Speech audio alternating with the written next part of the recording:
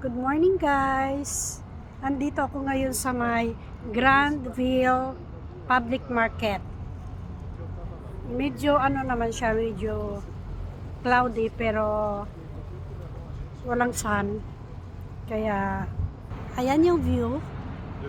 Pumunta na ako dito dati kaso naka-live ako noon. Hindi ba pag live hindi naman counted sa mga in-stream ads. So iba yung tingnan nyo yung view guys. Ang ganda, di ba?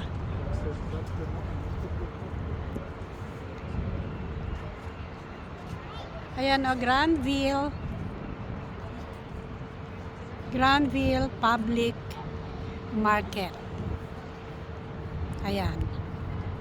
Malapit lang ang parking ko, andito lang Andito lang na sign. Ayan.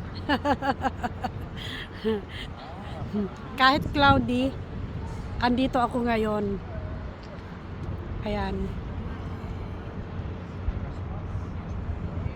Nung pumunta kasi ako dito dati,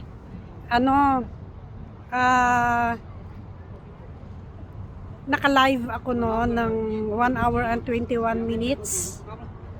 Kaya ngayon, magre-record ako ng longer, di ba? At least mga 5 minutes. Kasi alam nyo guys, yung live bago pa man on yung in-stream ads, hindi siya counted yung live. Kasi hindi ba parang kailangan mo i-reach yung 60K, kailangan mag-live ka. So pag once nag-turn on na yung in-stream, hindi siya kasama sa advertisement. Kaya ngayon, kailangan ko bumalik dito para makunan ko yung bawat area ng ng Grandville. Maganda to pag sunny. Ganda di ba? Ayan, medyo may araw. Dapat nito 2 weeks ang ulan Ngayon, parang hindi naman siya ulan ngayon, kaso lang cloudy lang siya pero walang sun.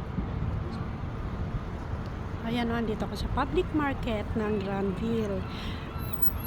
Nung pumunta ako dito nung nakaraan, ayan lang ang parking ko guys sobrang lapit. Ayan lang, ang lapit lang, di ba, yung pula. Kaya nakakatuwa kasi nakakuha ko ng spot. Ayan medyo na may araw. O di ba, ito yung area ng papasok ako ngayon sa sa market. Bye guys.